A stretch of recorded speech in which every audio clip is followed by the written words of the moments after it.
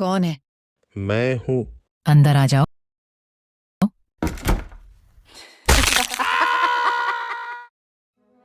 रिया को पुराने घरों में घूमने का बहुत शौक था। उसे हर पुरानी चीज में एक कहानी दिखाई देती थी।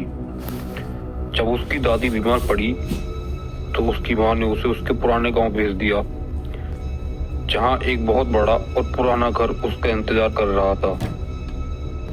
यह घर उसके परदादा ने बनवाया था और इसमें कई रेशमी चीजें थी।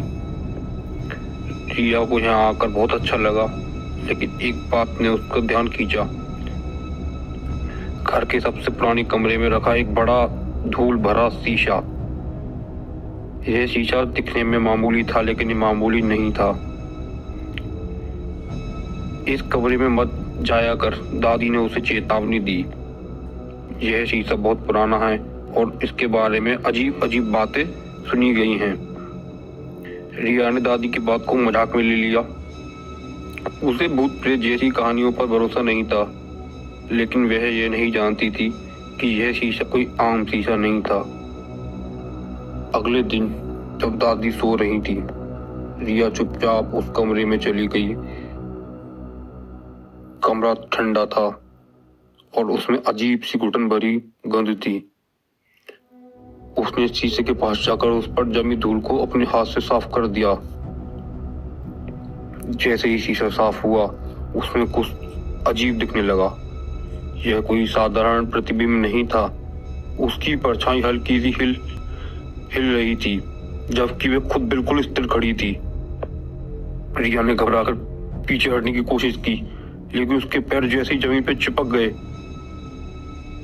शीशे में उसकी परछाई धीरे धीरे मुस्कुराने लगी, एक ठंडी डरावनी मुस्कुराहट।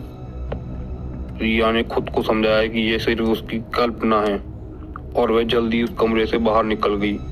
लेकिन उस रात जब वह अपने कमरे में सो रही थी, उसे अजीब आवाज सुनाई देने लगी। रिया घबरा कर उठी। आवाज हल्की थी पर डरावनी भी। वह चारों ओर देखने लगी, लेकिन कमरे में कोई नहीं था। फिर उसकी नजर उस शीशे पर पड़ी। वह सुन्न रह गई। शीशे में उसकी परछाई नहीं थी। डरते डरते वो धीरे धीरे शीशे के पास गई। जैसे ही उसने शीशे को छूने की कोशिश की, एक ठंडी हवा ने उसके हाथों से लेकर गुजरी। अचानक शीशे के अंदर उसकी परछाई लौट आई, लेकिन इस बार वो पहले जैसी नहीं थी। उसके होठों पर एक अजीब सी मुस्कान थी। उसकी आंखें चमक रही थीं। तुम कौन हो? रिया ने घबरा कर पूछा। परछाई ने धीरे धीरे अपने हाथ आगे बढ़ाए और कानों में एक धीमी आवाज गूंजी, मुझे बाहर निकालो, मुझे बाहर निकालो, मुझे बाहर आने दो, मैं बाहर आना चाहती हूँ। रिया के कदम खुद ब खुद शीशे की ओर बढ़ने लगे। उसकी सांसें तेज हो गईं। वह रुकना चाहती थी, लेकिन शरीर पर उसका कोई नियंत्रण नहीं था। जैसे ही उसने शीशे को छुआ, सब कुछ काला पड़ गया। उसे महसूस हुआ कि वह खिंचती जा रही है शीशे के अंदर। वह चीखना चाहती थी, लेकिन उसकी आवाज जैसे गले में ही फंस गई।